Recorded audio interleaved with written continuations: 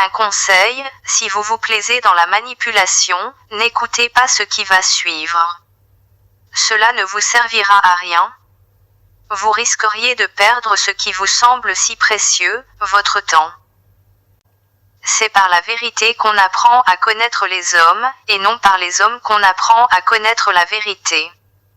Cette parole d'un grand sage Amir Abdelkader suffit à éclairer le fond même de la vie. Bismillahirrahmanirrahim. وقل جاء الحق وزهق الباطل إن الباطل كان زهوقا. Sommes-nous aussi dupes qu'un éléphant de cirque? Avez-vous déjà vu un éléphant dans un cirque? Bien souvent, il est attaché à un maigre bout de bois à peine enfoncé dans le sol. Et pourtant, il ne se sauve pas, alors qu'il pourrait se libérer sans effort. Pourquoi donc? Parce qu'il est dressé, me répondriez-vous? Oui, possible, mais ce n'est pas pour cela. Dès sa naissance, le bébé éléphant est attaché régulièrement à une grosse corde reliée à un énorme poteau, profondément enfoui dans le sol. Il lui est strictement impossible de s'en libérer. Pourtant, le jeune animal tente de s'en défaire de toutes ses forces, encore et encore, sans y parvenir, jusqu'à tomber d'épuisement. Tous les jours, il essaie encore et encore, mais au bout d'un certain temps, il finit par abandonner, et arrête toute tentative de libération. Une fois adulte, le dresseur attache l'énorme colosse de 5 tonnes que le jeune éléphanteau est devenu, à un simple bout de bois à peine enfoui dans le sol. Et bien qu'il puisse se délivrer très facilement, mais l'éléphant ne fait rien, car il croit que c'est impossible, et pour preuve, il a déjà essayé pendant des jours et des jours sans y parvenir. Cette histoire d'éléphant résume malheureusement notre vie. Nous les musulmans, nous resterons enfermés dans nos pensées et dogmes incrustés indéfiniment dans notre zone de confort, retenus et emprisonnés par des obstacles aussi insignifiants qu'un bout de bois et qu'une vieille corde.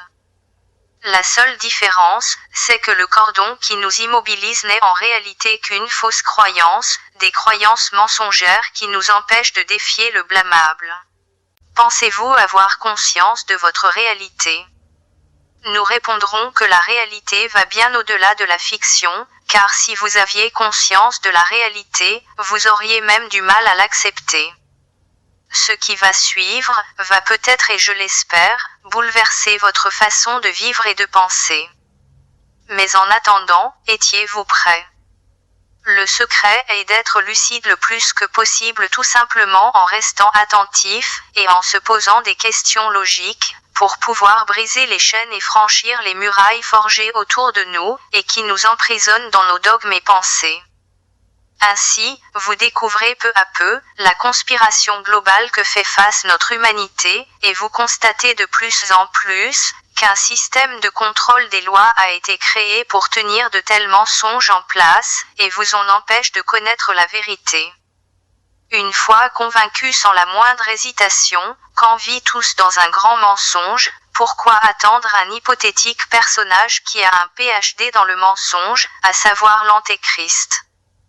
Pourquoi attendre un antéchrist alors que les antéchrists sont déjà parmi nous?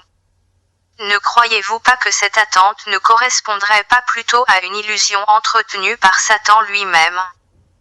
Comme ça, vous regardez à l'horizon, sans voir que vous êtes au bord du précipice, et quand vous tomberez, vous dites qu'en final vous vous êtes fait avoir.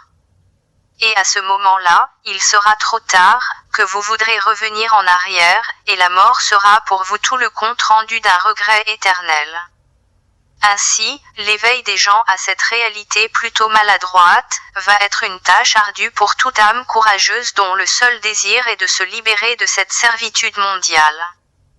De prime abord, pour ceux qui veulent connaître la vérité, ils doivent commencer à écouter attentivement, ou plutôt apprendre à bien écouter, au lieu de vouloir essayer tout de suite de justifier l'injustifiable. Un dicton populaire dit qu'il faut attendre la mort pour bien juger la vie. Alors, s'il est plus difficile sans doute d'être patient devant une vérité qui choque, il est peut-être plus courageux, et il est à coup sûr plus juste d'essayer de la comprendre avant de juger, car juger sans connaître revient à rejeter sans comprendre. Consciemment, je fais le choix de rédiger de courts chapitres afin de ne pas compliquer, et rendre facile la compréhension de l'idée globale voulue. Je me suis assuré qu'un document pareil, à cause de la vérité bien documentée qui est exposée à l'intérieur, peut ouvrir les esprits à la réalité qui a été soigneusement cachée. Mon seul but reste de dénoncer le mensonge global, et essayer, si Dieu le veut, de montrer ne serait-ce qu'une lueur de la vérité divine. Et, pour ce faire, je décide de parler simplement, si j'arrive à la toucher, alors c'est de Dieu qu'elle émane, mais si je me gourre, c'est de moi et du diable le lapidé qu'elle provient. أعوذ بالله من الشيطان الرجيم بسم الله الرحمن الرحيم الحمد لله رب العالمين الرحمن الرحيم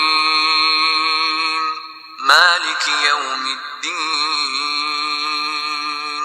إياك نعبد وإياك نستعين اهدنا الصراط المستقيم صراط الذين أنعمت عليهم غير المغضوب عليهم ولا الضالين.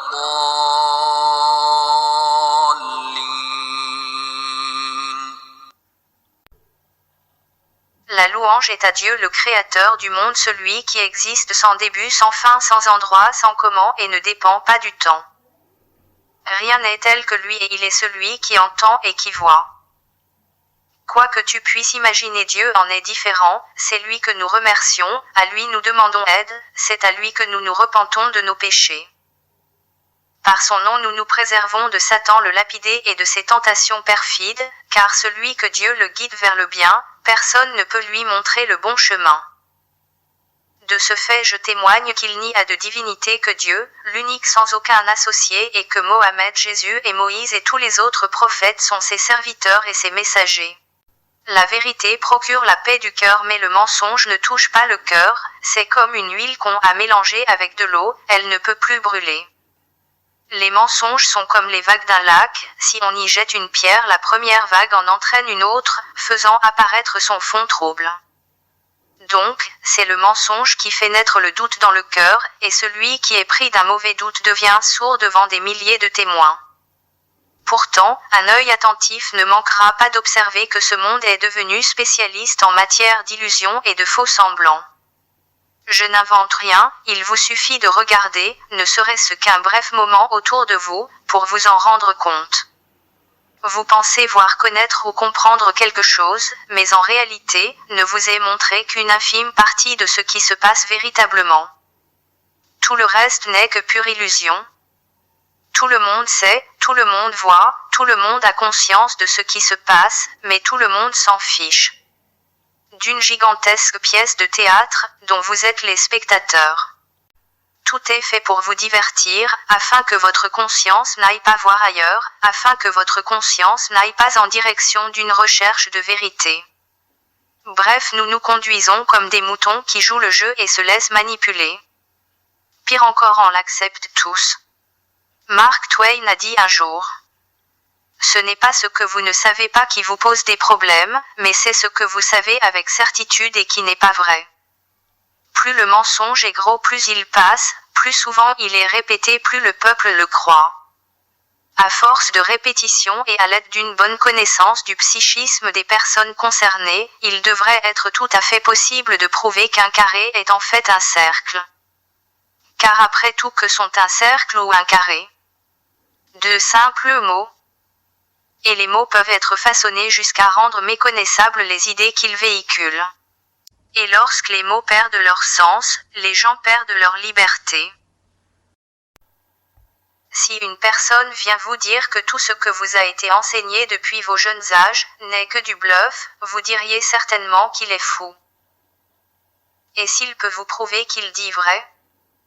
Oui, chers auditeurs, c'est grave, dès votre naissance, votre croissance physique n'est rien comparé à ce que vous croyez.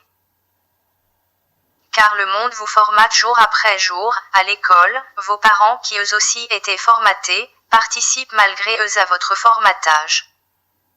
Donc, il vous appartiendra de faire un choix, vous laisser manipuler ou vous lever pour la vérité. L'homme prudent voit le mal de loin, dit-on. Mais Dieu merci, rien ne se passe comme prévoit l'homme. C'est parce que tout dépendait de Dieu.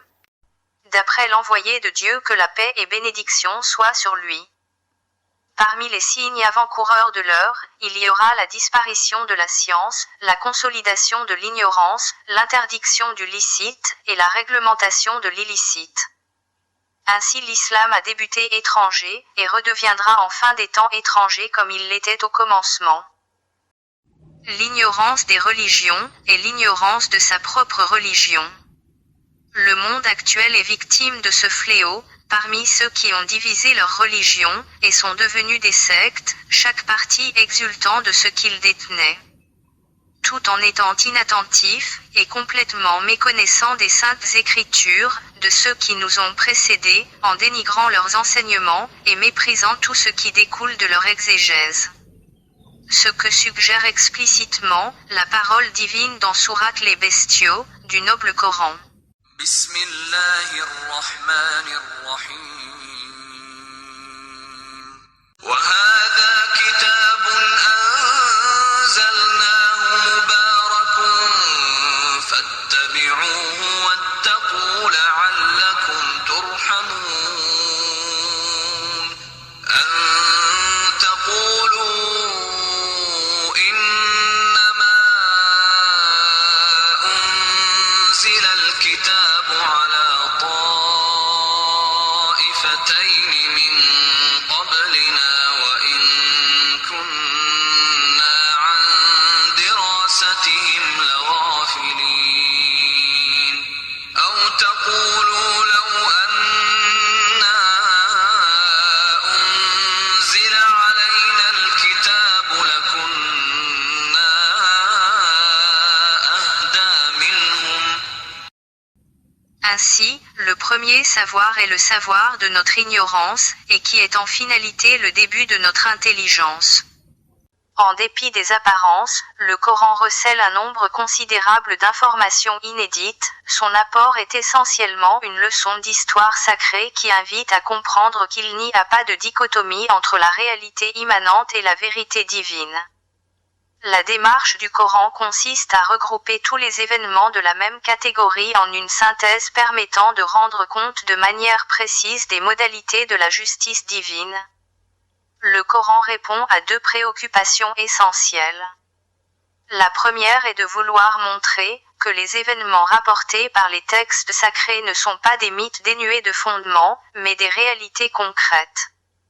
La deuxième est de donner à ses lecteurs l'occasion de vérifier que l'exactitude des renseignements qu'ils donnent témoigne d'une inspiration divine ou plus précisément, comme le dit le message coranique, de la gratification d'une science relative à des choses qu'il ignorait auparavant. Dans cette perspective, le texte coranique se fonde sur un certain nombre de relias, en principe vérifiables par tout lecteur intellectuel et curieux. Ainsi, on lit dans le verset 113 de Sourate les femmes.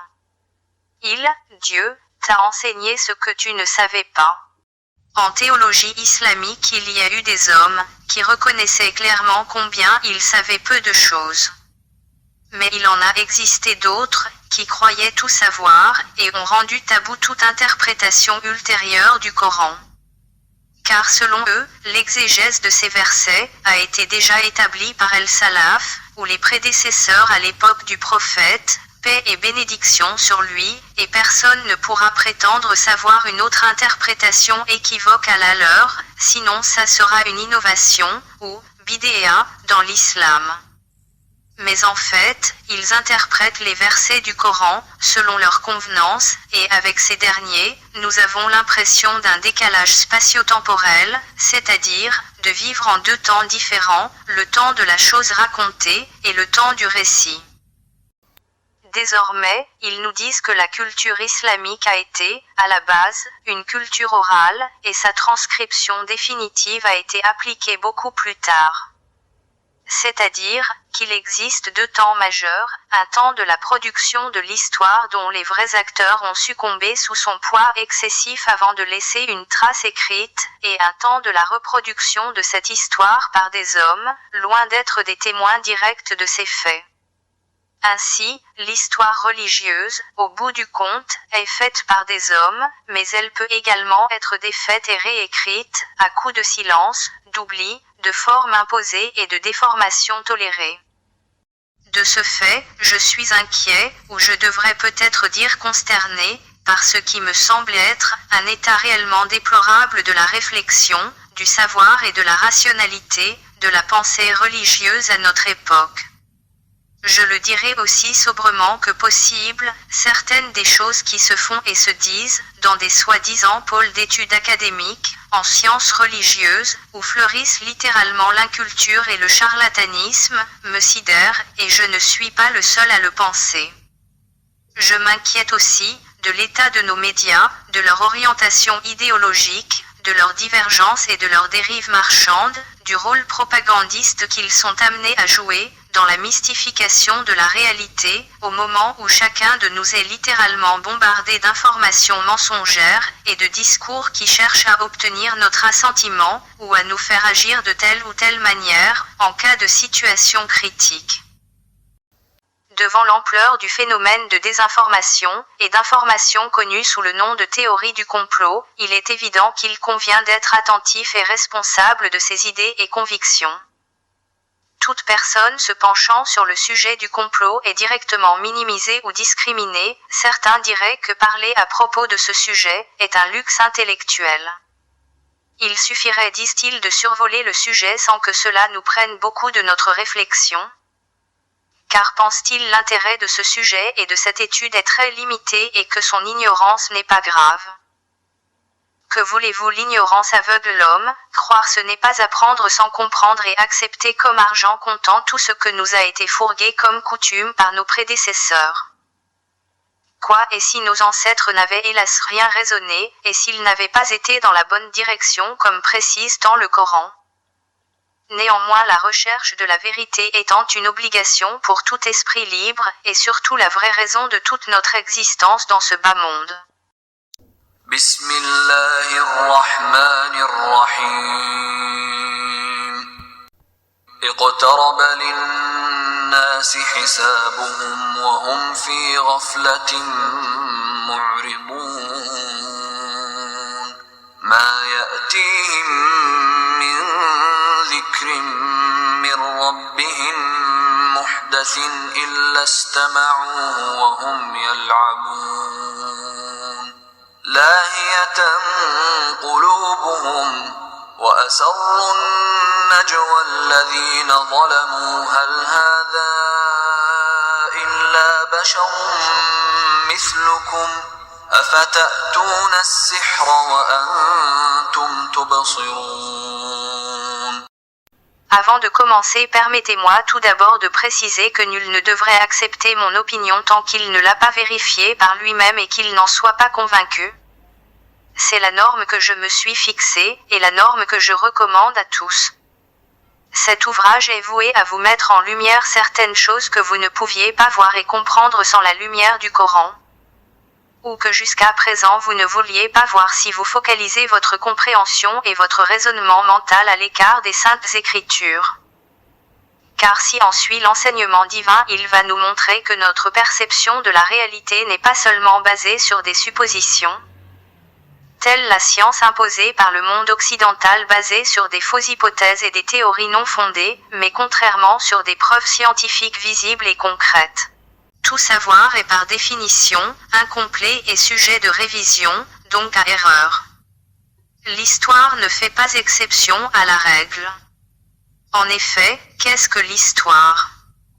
Un récit ou la combinaison de plusieurs récits du passé, d'après des documents et témoignages de l'époque. Mais qu'il s'agisse de l'histoire antique, de celle des siècles passés ou bien des dernières décennies, elle est constamment modifiée par des découvertes archéologiques, ou par l'apparition de documents et de témoignages. Il s'ensuit que tout savoir est par définition inachevé. Ainsi, l'histoire est une discipline qui ouvre l'esprit à la compréhension du monde. Elle devrait donc, à ce titre, être associée à la géographie, pour exercer au final son influence sur la politique. La raison pour laquelle il ne fallait pas mettre l'histoire aux mains des politiques, sinon l'autorité peut l'interpréter à sa guise. Puisque l'autorité est humaine, elle peut parfois la défaire volontairement au cours des siècles, comme on le sait. Dans la Grèce antique, personne n'avait jamais vu Athéna, mais clamer qu'elle n'existait pas, était un crime passible de mort. Sa réalité appartenait à cette forme de fiction, ou de mensonge sincère qui s'appelle mythe, et qui permet de rallier un grand nombre de citoyens à la défense d'une noble cause. Car le mythe est plus fort que la vérité, malgré qu'il soit mensonge. Par conséquent, le mythe doit être confirmé par l'histoire, car l'histoire peut aussi défaire le mythe. Les mythes pullulent, en effet. Ils se nichent dans les recoins des mémoires des gens, et qui se transmettent de génération en génération. Mais comment les reconnaître ? Ainsi, jusqu'au dernier quart du XXIe siècle, lettrés et publics pensaient que l'Iliade d'Homère était le récit poétique d'événements qui s'étaient peut-être déroulés au temps d'Homère, mais qui n'avaient pas grand rapport avec une quelconque réalité historique. Plusieurs nuances sur le site supposé de la ville de Troie, en Turquie ou en Grèce, on douta même de l'existence de son poète. De surcroît, il n'est pas deux visions identiques de la réalité, il s'ensuit que toute personne qui décrit la sienne, ment involontairement à l'autre. L'adage est d'ailleurs ancien. Chacun voit midi à sa porte. Donc, dénoncer la mystification, c'est dénoncer le mensonge, une entreprise philosophique si vaste, qu'elle prendrait toute une vie. Parfois lorsque nous remettons en question notre savoir inculqué avec un esprit critique. Lorsque nous méprisons les théories et théories de ceux qui violent notre histoire, celles qui nous l'ont créée pour justifier leurs préjugés et leurs intérêts. Il se révèle à nous enfin des faits qui éclairent notre existence, qui nous permet de connaître les indices d'une autre réalité, qui nous amène à revoir notre vraie histoire, nos vérités absolues, nos dogmes et nos préjugés, pour nous ouvrir à la connaissance d'une réalité qui ne repose pas sur des intérêts particuliers et n'a pas à recourir à des dogmes ou à des légendes pour justifier leurs arguments.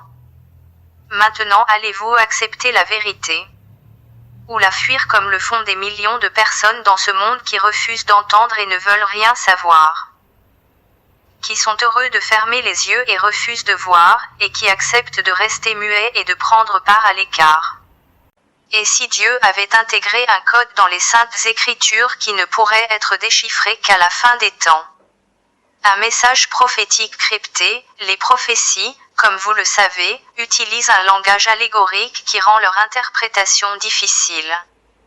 Mais souvent, il y a aussi un sens mystique et un sens physique réalisable dans notre monde terrestre. De nos jours, beaucoup de gens pensent que le cours des événements est aléatoire, mais d'autres soupçonnent qu'il existe des faits et des preuves, ainsi qu'une force extérieure qui guide l'histoire. Malgré les critiques des détracteurs, toutes les Écritures affirment à de nombreuses reprises que Dieu décide de soit de l'ascension et ou soit de la chute des nations. Il guide le cours de l'histoire, un Dieu qui accomplit un plan sur cette terre, un Dieu qui utilise des individus et des nations pour accomplir ses objectifs. C'est une histoire fascinante, surtout si nous sommes prêts à considérer les saintes écritures comme une source historique et non comme un recueil de légendes. Quand on étudie de près les prophéties et les textes des saintes écritures, et qu'on essaye d'en appliquer certains enseignements dans les événements qui marquent le monde, on est stupéfait de la précision et de la coordination de ceux-ci selon le plan divin. Non seulement il n'y aura pas de hasard, mais il y a une exécution centimétrique, si je puisse m'exprimer ainsi, des événements selon le plan de Dieu, encore faut-il avoir les bonnes grilles de lecture, et souvent une vision interne des choses, qu'on appelle en arabe, al-basira, dont le bon Dieu l'octroie à ses croyants. Dieu précise dans le verset 49 de Sourate La Caverne l'importance du message contenu dans le livre, à un point d'effrayer l'ensemble des négateurs. Le livre explicite en question dans ce verset n'est point le livre de chacun de nous, où sont mentionnées nos bonnes et mauvaises œuvres dans la vie comme précise dans nos exégètes, sinon pourquoi citer les criminels en exception, alors que tout humain aura son livre d'œuvres propre à lui. بسم الله الرحمن الرحيم ووضع الكتاب فترى المجرمين مشفقين مما فيه ويقولون يا ويلتنا ما لهذا الكتاب لا يغادر صغيرة ولا كبيرة إلا أحصاها ووجدوا ما عملوا حاضرا ولا يظلم ربك أحدا. Le décryptage de la une de la revue The Economist, The World in 2019. Un des messages mystiques dignes d'une révélation divine. Sans la moindre exagération. Que notre humanité n'a jamais connu depuis l'ère des révélations prophétiques à travers ces trois grandes religions monothéistes. Et qui nous a été transmis systématiquement par le biais de la classe des élites mondiales. Avec une diffusion à l'échelle cosmique sans que personne de la masse populaire n'a considéré l'importance de son contenu, ni même attiré la curiosité intellectuelle des gens qui se prétendent être des penseurs libres ou des chercheurs de vérité. Hormis quelques élites illuminées qui ont bien saisi l'objectif de ce message et tentent inlassablement à le mystifier. Puisqu'à la base, il leur a été transmis tel un avertissement final et global de notre époque de fin des temps. Le message mystérieux plein d'inscriptions cryptiques, qui doit absolument attirer toute notre attention, et nécessite même de focaliser toute notre capacité intellectuelle, pour décrypter le sens de ces différents symboles incorporés, est celui qui est porté sur la couverture de la revue mondiale, The Economist, dont sa 33e édition spéciale annuelle, The World in 2019, qui est apparue officiellement en novembre 2018. Cette 33e édition n'est pas comme les autres, car elle est conçue pour être perçue au-dessous du niveau de notre conscience, puisque le numéro 33 est un chiffre important en franc-maçonnerie. Il fait référence au Christ, à l'arbre de la vie de la Kabbale juive, aussi à la verticalité de l'homme représenté par sa colonne vertébrale et ses 33 vertèbres. Encore le numéro atomique de l'arsenic, élément essentiel pour l'alchimie pour ses propriétés de transmutation. Aussi une légende chrétienne raconte qu'une cigogne aurait volé autour de Jésus lors de sa crucifixion. Dans ce magazine, l'homme de Vitruve schématisé bras écartés avec une cigogne en survol au-dessus de sa tête pourrait symboliser en effet le signe de résurrection ou le retour des cris de Jésus en fin des temps. Avant de commencer le vif du sujet, définissant quelques notions préliminaires. Le symbole est un concept ou une représentation pensée chez un individu en particulier ou un groupe en général. Il peut s'agir d'un objet, d'une image, un mot écrit ou un son, voire un être vivant, ou une marque particulière qui représente quelque chose d'autre, par association, ressemblance ou convention.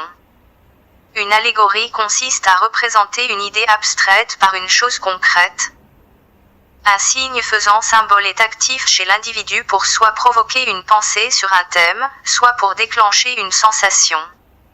On appelle eurythmie, l'art de donner des messages codés destinés à ceux qui savent les lire. En d'autres termes, on écrit en toutes lettres un message mais on en cache un autre dans le message publié. The Economist n'est pas n'importe quel magazine, il est directement lié à l'élite du nouvel ordre mondial. Il appartient en partie à la famille bancaire Rothschild d'Angleterre et son rédacteur en chef John Micklethwaite, qui a participé à plusieurs reprises à la conférence secrète de Bilderberg. Bien sûr, les dirigeants de ce magazine The Economist prétendent connaître dans les moindres détails l'agenda mondial. Et ils font de leur mieux pour le propager afin de se donner l'impression qu'ils contrôlent les masses par leurs prédictions. La une de la couverture du magazine n'est pas le fruit du hasard. Elle a été publiée à un des moments cruciaux et délicats de notre civilisation. C'est à travers de son décryptage qu'on peut en apercevoir l'importance. Pareil à un livre, où on peut à travers sa lecture connaître le niveau intellectuel et le degré de connaissance de son éditeur. Et même de savoir ses orientations idéologiques et ses idées qui voulaient les transmettre à ses lecteurs. Ainsi pour les intentionnés méticuleux. Ce document exceptionnel à lui seul pourrait constituer un véritable chef-d'œuvre sur tous les plans, littéraire, artistique, scientifique, historique, géologique et même religieux. Le premier détail que l'on pourrait remarquer est le style artistique ressemblant à un manuscrit de Vinci. Donc à travers son thème principal qui se concentre surtout sur l'énigmatique penseur italien du Moyen-Âge Léonard de Vinci et son écriture à l'envers ou en miroir. Avec ses différentes œuvres emblématiques telles le tableau de la Joconde, l'homme de Vitruve ainsi que sa machine volante hélicoïdale. Et ses multiples symboles occultes contenant d'innombrables messages subliminaux. Nous laisse perplexes devant la complexité du sujet en global et la facilité en même temps de l'interprétation simple de ces différents symboles, si on les conçoit dans leur contexte logique.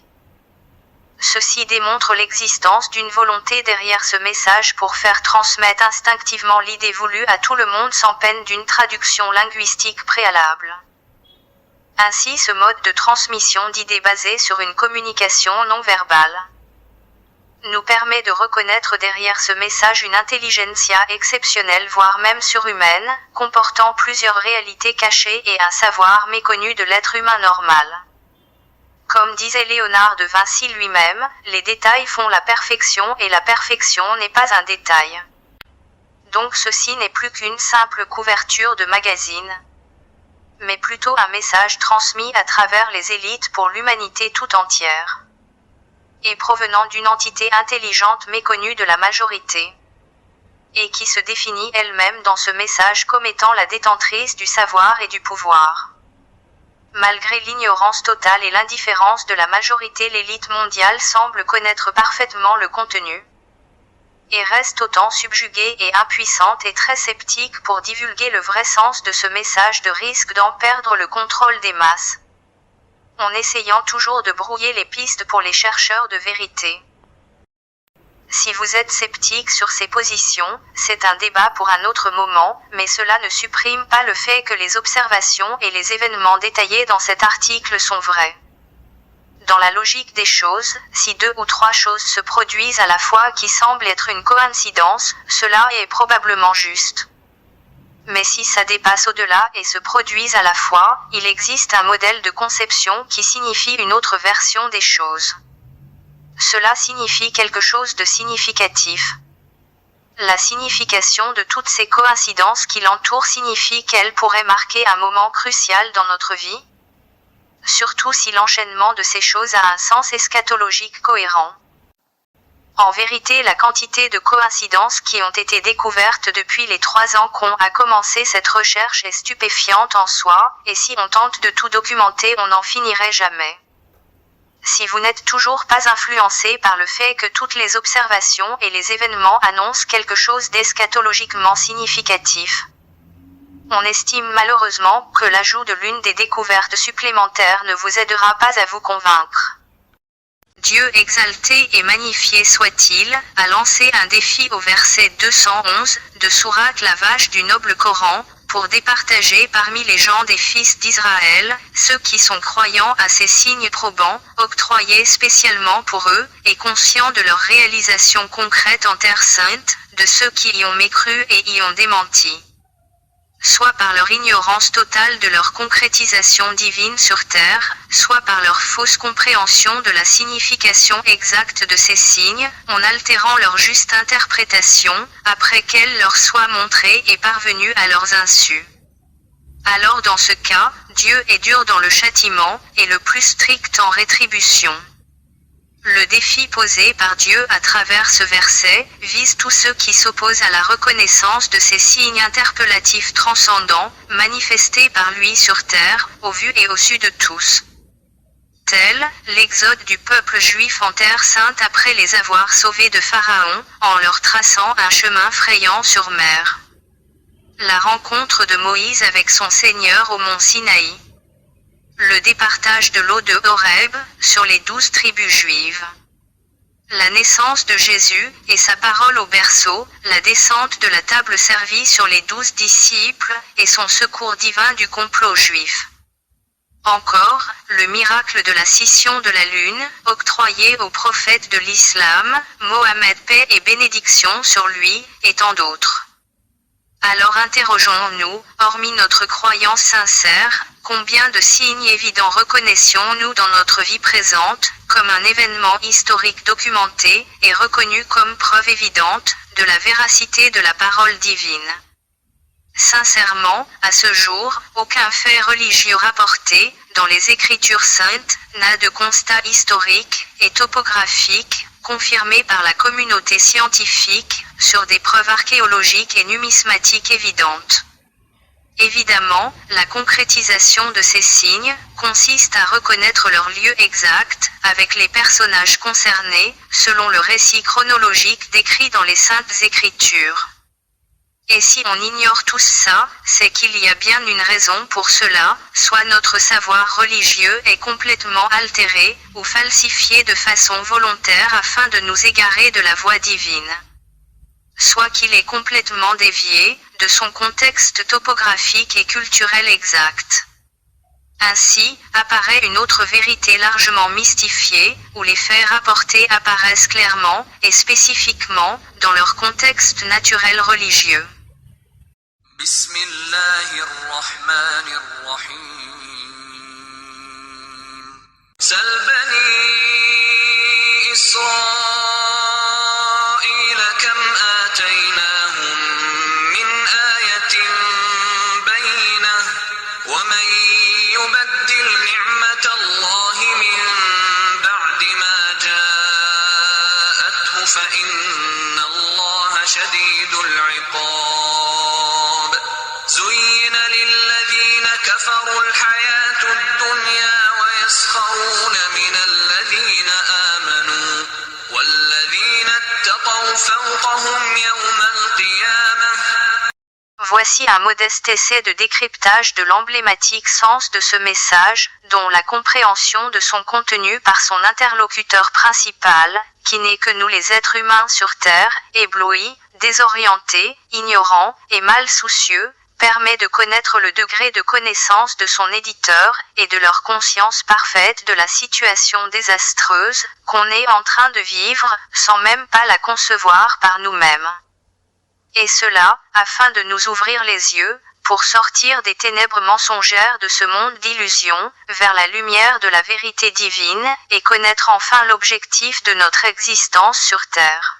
Ce croquet nous donne à penser que si son auteur avait une signature, elle serait tellement présente qu'elle en serait invisible sous un angle de vue habituel.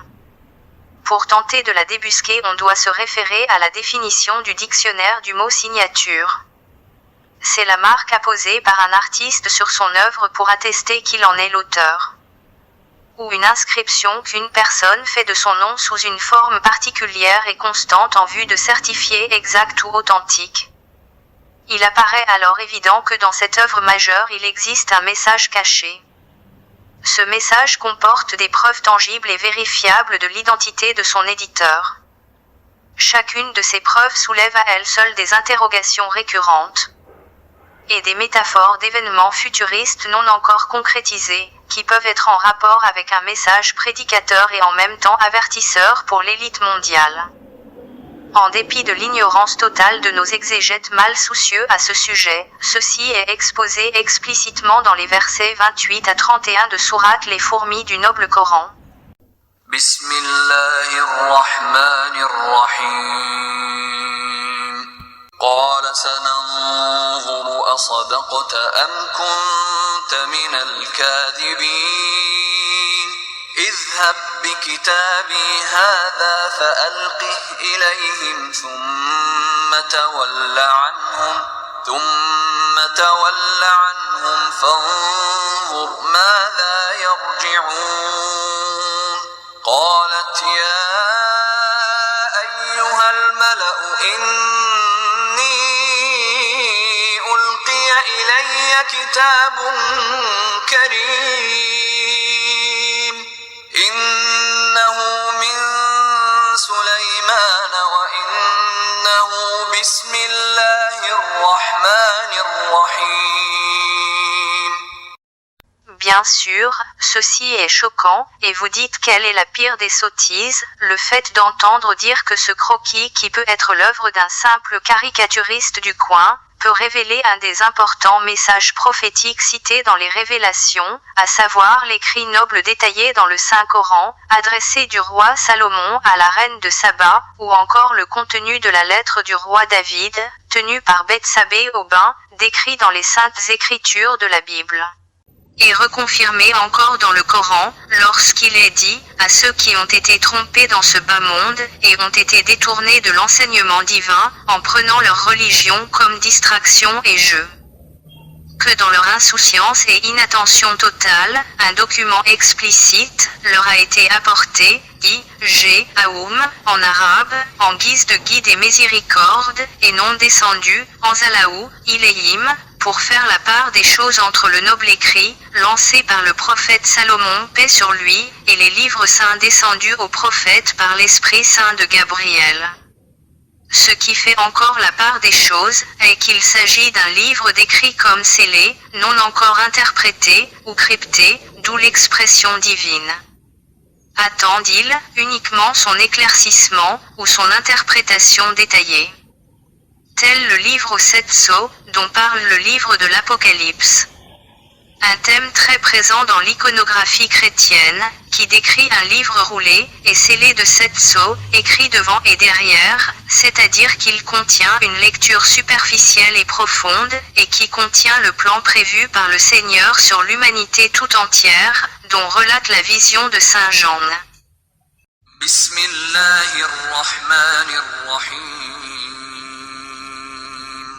ولقد جئناهم بكتاب فصلناه على علم هدى ورحمة لقوم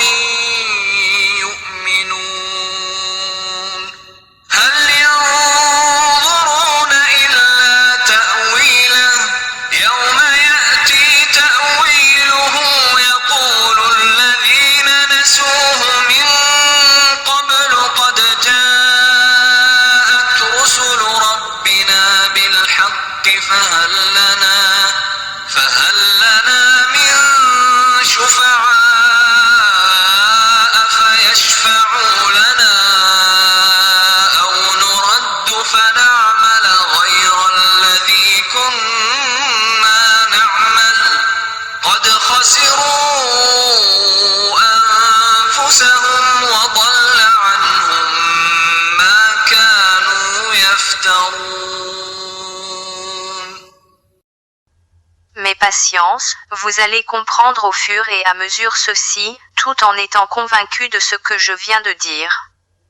Et à côté vous allez comprendre aussi pourquoi le mal est si profond sur terre, et qui se cache derrière cette folie, et le comportement psychopathe de nos leaders mondiaux. Encore pourquoi beaucoup de gens sont dans une grande ignorance et ne connaissent rien de cette vérité. Alors, si vous en comprenez toujours pas, c'est parce que la seule vérité que vous connaissez, est celle qui sort des divers grands médias de masse qui influencent un grand nombre de personnes et qui reflètent et façonnent les courants de pensée dominants, selon le désir et le vouloir de ces leaders psychopathes.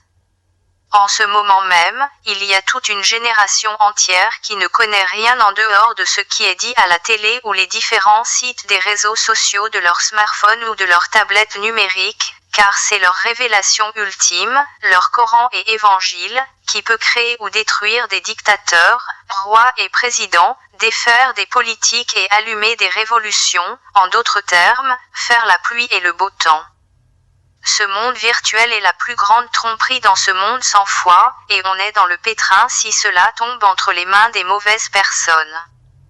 Vous êtes hypnotisé et complètement en transe dans ce monde d'illusions, rien n'est vrai, vous restez assis devant vos illusionnistes, de tout âge, couleur et race, matin et soir, jour après jour, sans avoir la moindre volonté personnelle de vous réveiller de votre sommeil profond.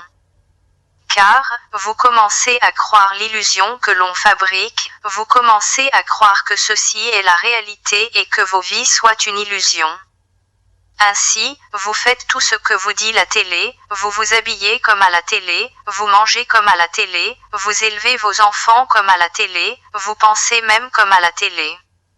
C'est de la folie énorme, vous êtes tout ce que vous savez, je m'excuse de le dire, rien que des esclaves maniaques.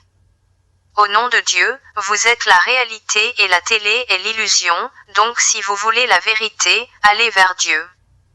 Voilà, Dieu qu'il soit exalté lui-même interpelle les gens à la vérité divine, dans le verset 22 de sourate Kaf du noble Coran. Bismillahirrahmanirrahim. Laqad kunta fi ghaflatin min hadha fakashafna anka ghita'aka fabasaruka al-yawma hadid. L'esclave moderne aurait pu se contenter de sa servitude au travail, mais à mesure que le système de production colonise tous les secteurs de sa vie, le dominé perd son temps qu'il lui reste, dans le loisir et les divertissements. On mime à travers le sport médiatique les succès et les échecs, ainsi, les forces et les victoires que les esclaves modernes ont cessé de vivre dans leur propre quotidien, leur insatisfaction les incite à vivre, par procuration devant leur poste de télévision, alors, aucun moment de son quotidien n'échappe à l'emprise du système, chaque instant de sa vie a été envahi, c'est un esclave à temps plein. Tandis que les empereurs de la Rome antique achetaient la soumission du peuple avec du pain et les jeux du cirque, aujourd'hui c'est avec les divertissements et la consommation du vide que l'on achète le silence des esclaves. Dieu décrit parfaitement ceci dans le verset 116 de sourate Les Murailles. Jetés, dit Pharaon, puis lorsqu'ils eurent jeté, ils ensorcelèrent les yeux des gens et les épouvantèrent, et vinrent avec une puissante magie. Ainsi, Pharaon illusionnait ses disciples sous l'effet de la magie, les maçons en font pareil, ils créent ce qu'on appelle en arabe, des sigils, disposés un peu partout, que cela soit avec les produits, les panneaux publicitaires, à la télé, vous êtes constamment dans le sigil, qui vous illusionne afin d'obéir facilement aux ordres que vous recevrez à travers elle. S'il vous oblige à faire quelque chose dont vous ne comprenez pas souvent, c'est un plan pour accéder facilement à votre subconscient. La création de sigils a commencé depuis l'ère babylonéen, alors pour faire un sigil de magie, vous écrivez d'abord ce que vous souhaitez cacher, puis vous supprimez ensuite toutes les voyelles et les consonnes qui se répètent.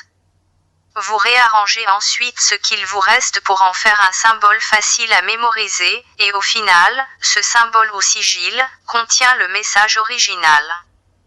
Il s'effectue aussi avec des couleurs, de manière à accéder directement à certaines zones du cerveau qui réagissent à certaines formes et couleurs. L'utilisation de symboles afin d'aboutir à la volonté du magicien est généralement appelée « sigil magique ». On trouve souvent des sigils dans les logos des compagnies commerciales. À chaque fois que vous regardez la télévision, que vous allez au supermarché, ou que vous marchez dans la rue, votre subconscient est bombardé constamment par des sigils. En réalité, vous vivez dans un seul et immense sigil. Pourquoi ceci est si important ? Parce qu'on est plus suggestible d'être contrôlé mentalement durant cet état d'esprit.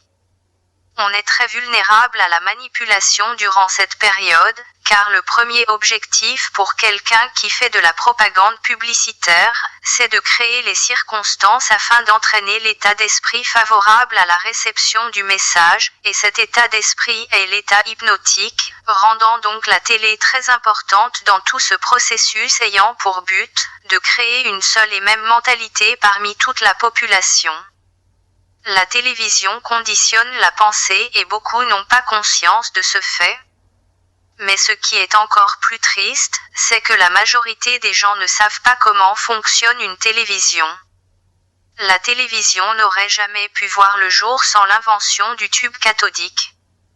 Le physicien magicien, Sir William Crook, membre actif de la société secrète britannique, de Golden Dawn, dont l'enseignement reposait principalement sur l'art divinatoire, était à l'origine de la création du premier tube à rayons cathodiques, qui permet de créer une image électrique, en envoyant des milliards d'électrons sur un écran fluorescent, et qui sera fabriqué 40 ans plus tard, par l'ingénieur irlandais, John Logibert. Et devinez avec quoi il a fabriqué son tube à rayons cathodiques. Si vous voulez savoir, c'est avec la croix maltaise. Cet objet est un ancien symbole utilisé par des magiciens satanistes, adeptes de la Kabbale juive. Crook avait donc l'intention de projeter une ombre de la croix maltaise de l'autre côté de tube cathodique, qui est donc devenue la première image électriquement créée connue de l'humanité. Dans son autobiographie, Sir William Crook a affirmé qu'il était possible pour des esprits d'influencer des flux composés d'une infinité de particules. La télé, une invention qui pourra éventuellement esclavager et hypnotiser le monde entier, a été inspirée en partie lors de recherches sur le monde des esprits. Bismillahirrahmanirrahim. Qala alqu. فلما ألقوا سحروا أعين الناس واسترهبوهم وجاءوا بسحر عظيم. Donc, s'il se trouve que vous comptez parmi les dupes, comme je l'étais, j'espère que vous aurez le courage de poursuivre votre lecture, afin que soit déracinée cette puissance illusion de votre esprit, une fois pour toutes. Que Dieu nous donne la force et la patience, pour lutter dans son droit sentier, et pour dévoiler et dire la vérité sans aucune ambiguïté, ne craignant en Dieu le blâme d'aucun blâmeur. Et dit, la vérité vient de ton Seigneur, quiconque le veut, qu'il croie, quiconque le veut qu'il mécroie.